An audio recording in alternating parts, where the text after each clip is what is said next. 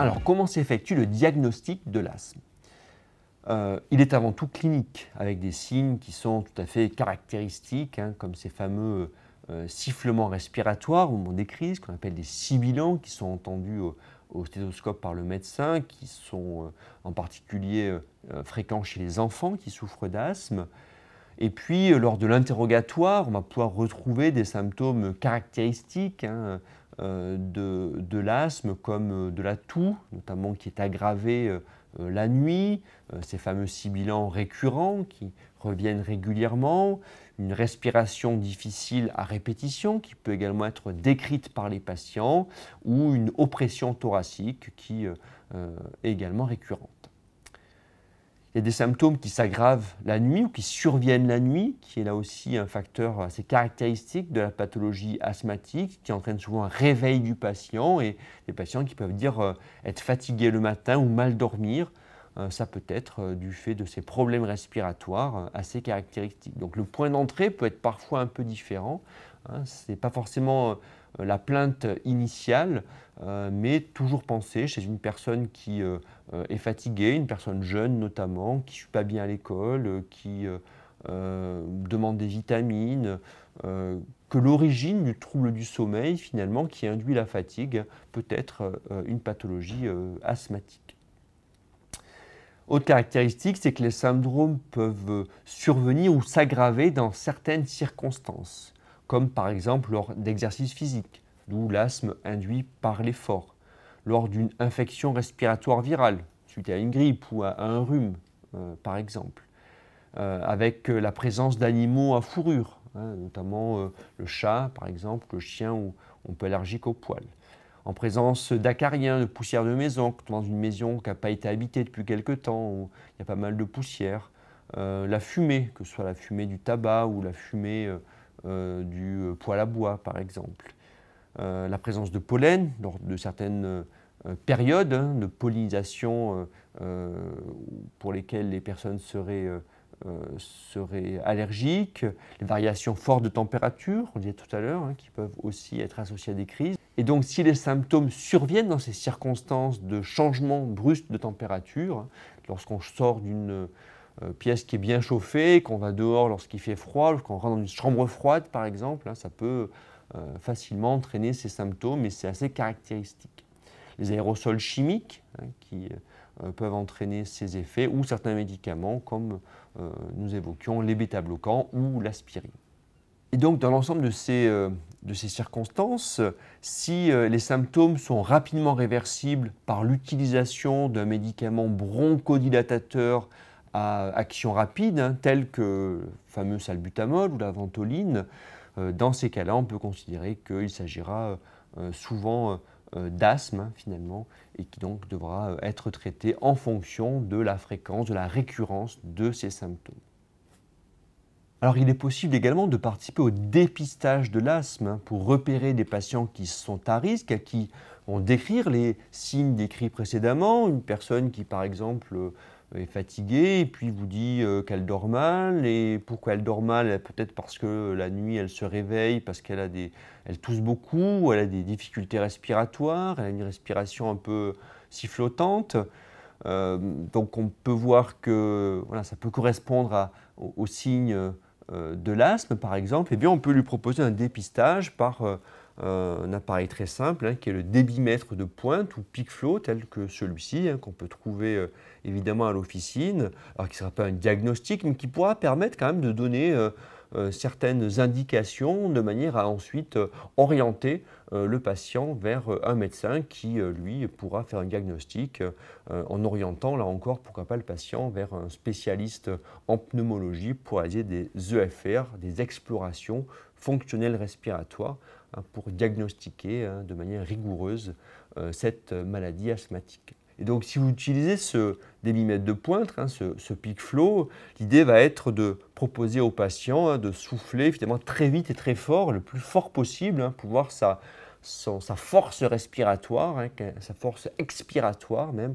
de manière objectivée, puisqu'il y a un petit curseur qui va mesurer ce débit de pointe. Et donc pour cela, hein, pour utiliser les appareils qui sont mécaniques, hein, donc on va évidemment enlever le bouchon, on peut changer l'embout pour en mettre un nouveau à chaque patient, évidemment, hein, qu'on aura bien nettoyé ou à usage unique. On vérifie bien que le curseur est placé à 0 hein, initialement, parce que si le curseur est resté à la valeur précédente et que le patient a un débit plus faible, finalement, ben, le curseur va rester là où il est placé et on n'aura pas la valeur réelle de ce patient-là. Donc bien penser à remettre systématiquement à 0. Hein. Et donc une fois que le curseur est remis ici à la base, on va proposer au patient d'inspirer au maximum tout ce qu'il peut avec la bouche, hein, et puis d'appliquer l'embout au niveau de ses lèvres en essayant de fermer le plus hermétiquement possible, hein, en entourant évidemment ses lèvres avec, enfin en entourant l'embout avec ses lèvres. Et puis ensuite de souffler le plus fort et le plus vite possible, hein, pas forcément longtemps. C'est pas comme l'éthylotest de la gendarmerie quand on nous fait un contrôle d'alcoolémie, où là il faut souffler de manière lente et régulière. Au contraire, là il faut souffler très vite et très fort. Le but c'est de voir le débit de pointe, donc voir la capacité du poumon à expirer, hein, faire sortir tout l'air qu'il y a dans les poumons.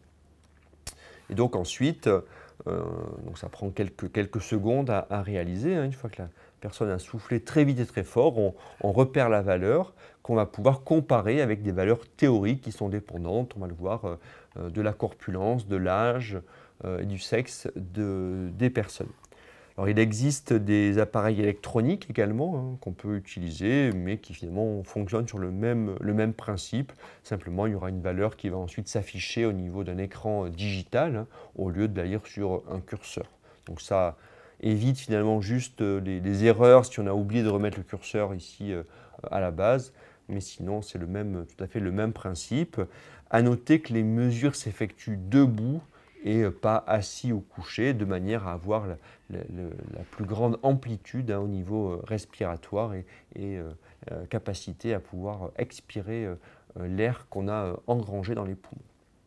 Donc ensuite, il y a, comme vous le voyez ici, hein, des graphiques qui peuvent montrer les valeurs théoriques hein, desquelles on est censé se rapprocher avec ce débitmètre de pointe, hein, à la fois, vous voyez, chez l'homme et chez la femme. En bas, on retrouve l'âge, entre 15 et 85 ans, et également la taille pour avoir à peu près la corpulence. Et donc, chez vous voyez, un homme de 1,83 m, par exemple, hein, qui a autour de 40-45 ans, mais vous voyez qu'on aura un débit de pointe théorique hein, autour de 650 par exemple litres par minute, hein, puisque ici l'échelle elle se lit bien en litres par minute, elle va de 50 à 800, hein, ce qui sont les valeurs très larges, hein, globalement. Les personnes seront autour de 500, 600, voire jusqu'à 650 à peu près. Alors on peut trouver également des calculateurs en ligne, comme par exemple sur le site de la Société française de médecine d'urgence, hein, vous voyez le lien qui s'affiche ici, où vous rentrez les principaux paramètres, à savoir le sexe, l'âge, également la taille de la personne, et ça vous donnera les valeurs, cela vous donnera les valeurs théoriques hein, qui sont attendues pour ce débitmètre de pointe, avec les zones en vert, vous voyez, qui correspondent à 80 à 100% du débitmètre expiratoire de pointe théorique. Et dans ces cas-là, donc c'est-à-dire que tout va bien, que la personne est correctement traitée si elle l'est, ou qu'il n'y a pas trop de problèmes respiratoires. Il y a la zone orangée où on se situe cette fois entre 60 et 80% de la valeur théorique du débit expirateur de pointe. Et enfin, les valeurs rouges qui nécessitent là une prise en charge en urgence. La personne souvent va être en crise hein, à cette étape-là, puisqu'on est à moins de 60% de la valeur théorique du débit expiratoire de pointe, hein, qui nécessite donc un recours à un médecin en urgence. Donc voilà le même graphique pour la femme, avec encore une fois l'âge, la taille, qui sont à prendre en compte pour trouver les valeurs théoriques, et on peut comme ça voir dans quelle zone la personne se situe en fonction du chiffre qui aura été révélé par évidemment le débitmètre de pointe.